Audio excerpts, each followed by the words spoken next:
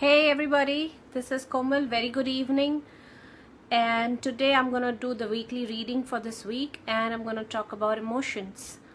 So let's start with the weekly reading. Today I have got Wisdom from the Hidden Realm cards. These are not from Doreen Virtues, but these are my favorite cards. These are my personal cards that I really love reading for myself and my loved ones. So today I'm going to share these cards with you.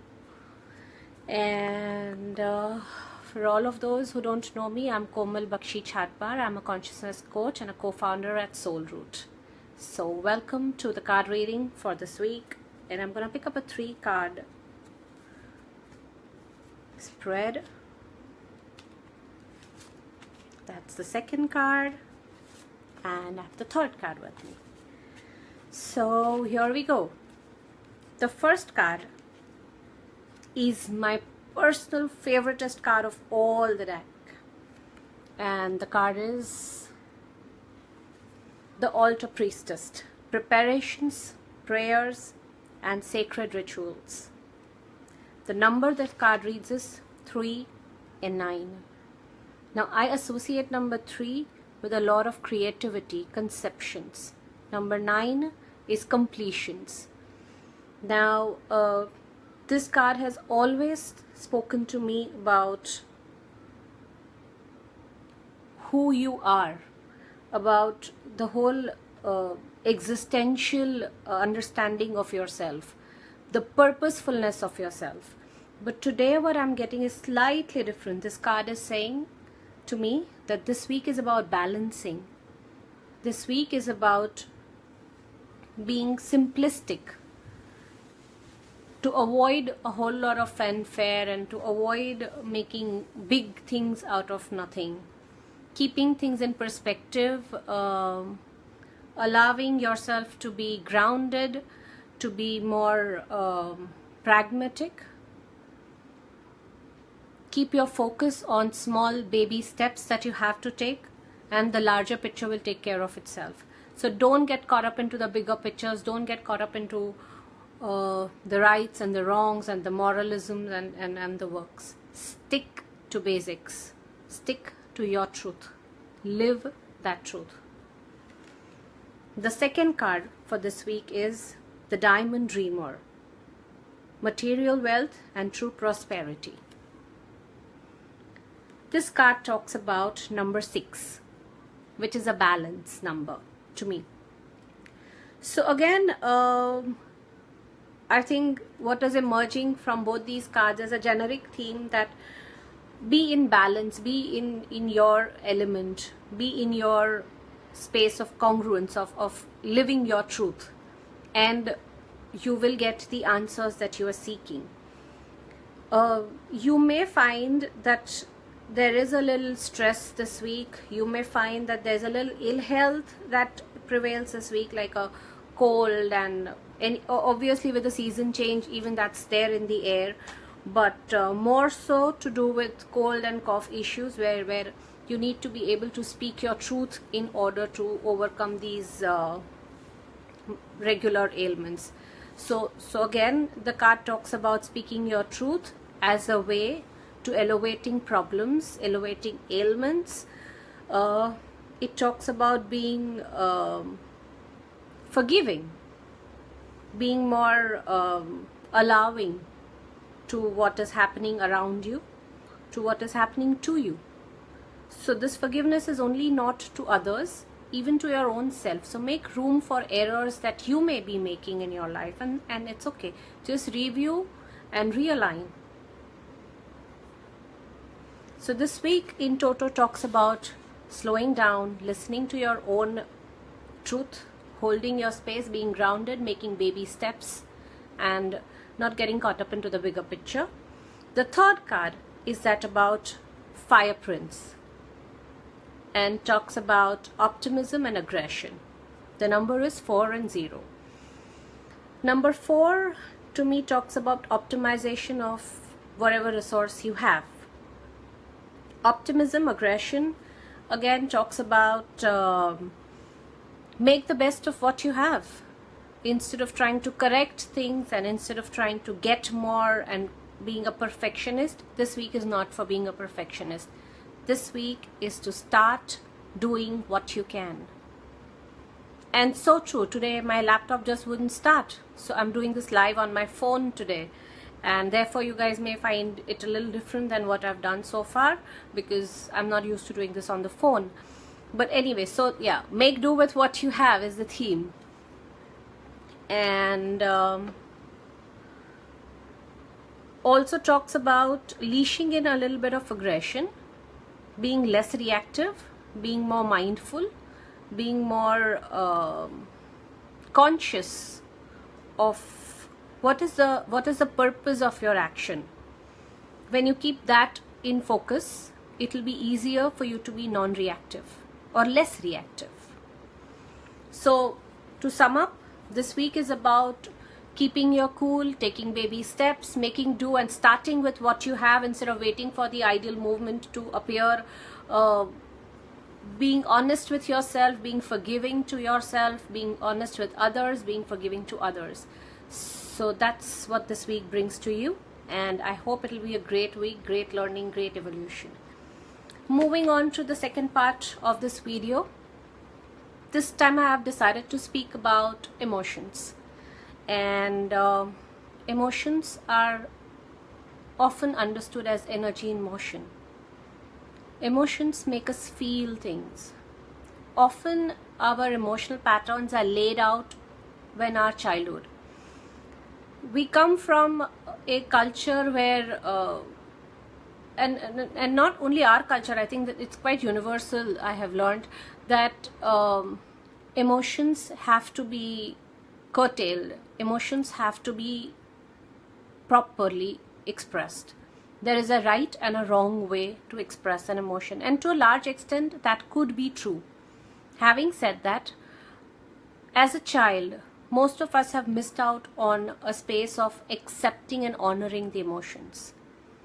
As a child, you and I have learned to either directly or indirectly to curb and control our emotions, or to indulge our emotions.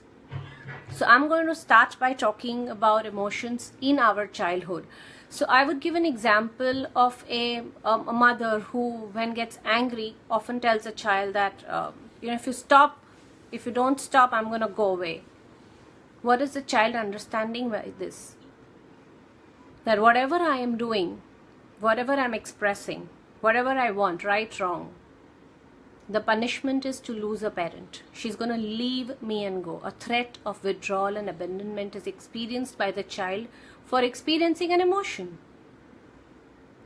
Not to say that every emotion, every demand of a child needs to be indulged, but when this kind of behavior is meted out, a child often learns to withhold his emotions, her emotions, for avoiding the threat, for wanting a parental expression.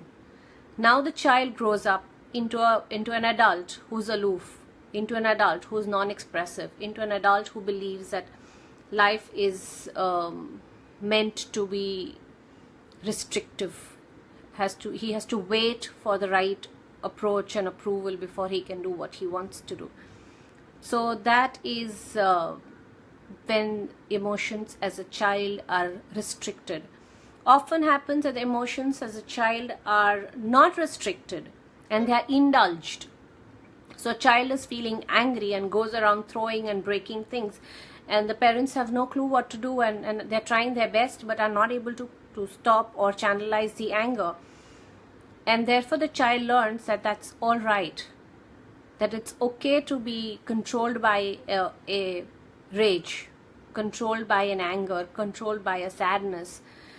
And then that leads to an adult who is self-centered and selfish and has no ability to empathize or control or channel their own emotions. So I had a client who had a child who broke a TV because his favorite star in some musical show did not win the contest. Now a 5-year-old having that temper tantrum is not something that you would want to sit by and say, it happened. those emotions need to be addressed. Often in childhood, the way the child experiences emotion also is a reflection of emotional environment in which the child is growing up. So, like I said, these are very direct messages that I spoke about. There are indirect messages that are constantly being fed to the child. The way the father is reacting to the mother, the way the couple, the parent are reacting to their parents, the way there is a socio-cultural interaction happening in the family. All of these are messages by which a child is absorbing their emotional skills. So in childhood, what a child experiences as emotions is crucial into his mindset, into making his emotional healthy book. So that's about childhood. Now you've grown up. Whatever had to happen in the childhood has already happened. What is happening to you today? I would say again, there are two basic ways in which we deal with emotions. And according to me, neither of them are what's going to benefit you. Either we have this a very strong way of controlling emotions, that I don't get bogged down by emotions attitude, which in turn makes you hold on to emotions, which in turn makes you deny your emotions, discount your feelings. Now, what you're actually denying, controlling, and ignoring are not actual experience of emotion, but the expression of it, because the experience happens before you realize it. So you are experiencing anger, but because you know it's improper as an adult, you have the ability to not show anger. Instead you sulk, instead you walk away from that space, instead you become withdrawn, instead you become passively controlling. Now all of these are your coping mechanisms, or what would we often call defense mechanisms, that are getting created because we are trying to control an emotion. An adult, especially an adult man who's feeling extremely sad, is not always as comfortable crying as an adult woman. Now sadness is something that doesn't see gender, but you would not feel comfortable crying if you're a man, more often than not. So what is he doing?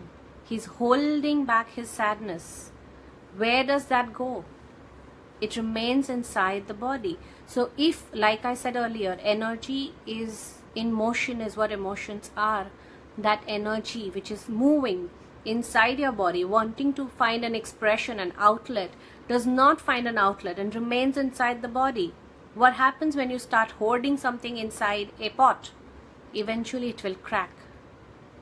That's what happens when we hold emotions, when we barricade them inside. Someday they'll crack. So that's about withdrawing, and that's about restrictive reaction to emotions. The other extreme is, again as an adult, indulging an emotion. So I am feeling extremely angry, and that means that I have a right to the temper tantrum across the world. A father comes home extremely upset from work and comes home and starts shouting about the cleanliness in the house, the food being prepared, the kids not finished their homework. What's happening? These are problems, but actually he's displacing his anger. He's overindulging in his anger.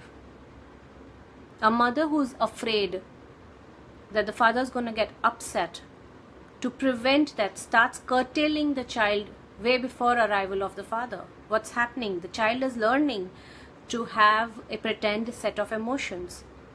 What is happening is mother is putting her emotions on hold to accommodate the husband's emotions. Now per se these things are not wrong or bad, but when they become a need day after day after day, they become a way of life, they become a habit, that is when they start bothering you. That is when they start creating problems. So coming back to the passive way of reacting or indulgence way of reacting to emotions, these are the two extreme ways of how we often react to emotions. The third aspect about emotion that I would want to talk about is reactivity. Now why am I taking reaction to emotions as a different space? Is because reaction is a choice. Either withdrawal or overindulgence is a habit that you've created in your childhood and you're still living today, and as a result of which you become reactive to emotional stimulus around you.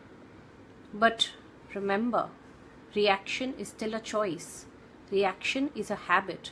And if it is a habit, habit is a choice. Eating food every day is a choice. But when you want to fast, you break that habit, don't you? Same way, being reactive is a choice. It's a habit, and you can choose to move out of that habit. So my friends, reactivity is a choice that you can move out of. And in a little while, I will talk about what can you do to avoid the space of reactivity.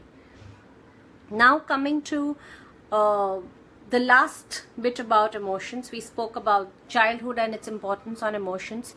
We spoke about indulging an emotion. We spoke about withdrawing or withholding from an emotion. And we spoke about reactivity.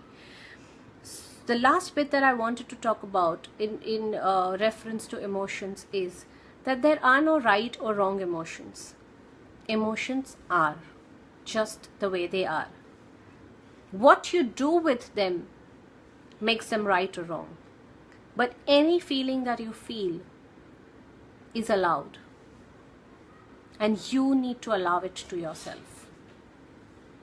Often what happens is because we don't have the ability to not remain in a reactive space, we choose not to experience emotion so that the reaction doesn't happen. So now, how do we get into a healthy emotional space where we do not get into a reactive space, where we do not indulge or restrict an emotion? Well, it's simple. Witness the emotion. Experience the emotion. Go with the flow. Don't hold back. Don't hold on. You need to experience it completely in here and now, and then let it go. Remember, emotion is yours. You don't need to indulge or include any third person in that. It is between you and your emotion. If you wish, you can share your emotion. But if you wish not to, even that is absolutely all right. So, witnessing your emotion, allowing your emotion, expressing and then letting it go is the most healthy way for every emotion. So, when you're feeling very, very angry, stating that I am angry and not acting angry is the way to deal with it. Addressing the issue that is making you angry is a second step to it. Making peace with you getting angry is the third step to it. Forgiving yourself and the person who made you angry, if it is that big and important and deep, is the fourth and final step to being angry. So my friends, I'm going to talk about 3 quick ways in which you can deal with emotions. 1, when you're feeling an emotional overwhelm, observe your breath. See what part of your body is actually experiencing this energy of either anger or sadness. And believe you me, when you start doing it, it is quite naturally, your body will talk to you. So often when you're feeling extremely sad, you'll feel tightness in your chest. When you're very angry, you will feel a pressure building in your head or your eyes. When you're feeling extremely happy, you will feel your tummy is feeling tickled. When you're very angry and you're very aggressively angry, you will feel your arms being pulled. Your mouth becomes tight. So these are the areas in which different kind of emotions are coming to life. Observe them. Witness them. When you allow them to come up, they'll come up and you will see that the anger itself will dissolve. You don't have to do anything to that anger. You just have to experience it, witness it. When I said witness it, this is what I meant. Experience it completely in your body. Second is, write down. If you're feeling extreme loneliness, say for example, write down a letter to loneliness. Start by saying, "Hi, dear loneliness. You've come into my life and I am feeling XYZ with you." Absurd as it sounds, it works like wonder. It helps you process these feelings. It gives you that space where there is no conditions. There's just you and your emotion.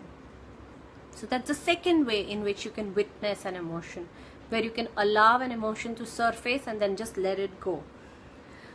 The third way in which you can work with reactivity and emotion is, you felt a certain emotion, say again, for example, you felt very humiliated.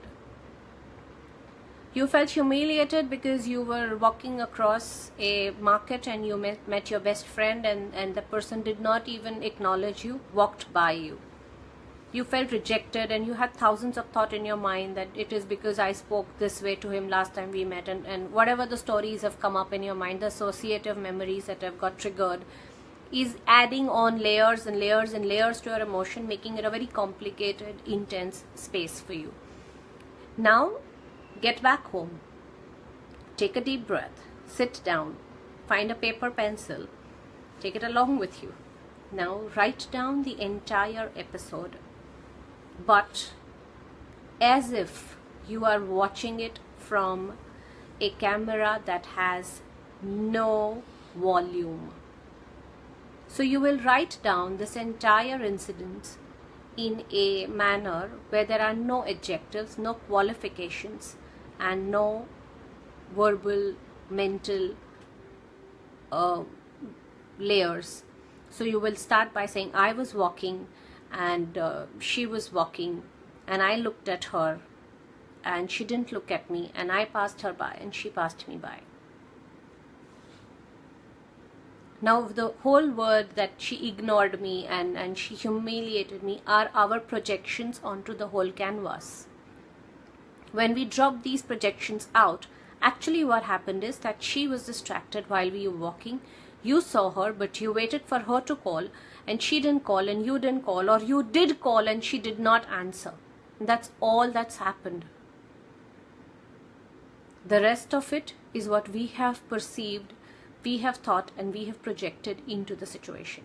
So when you write down these instances like this, the core crux of it will remain. And then it's easy to find a solution.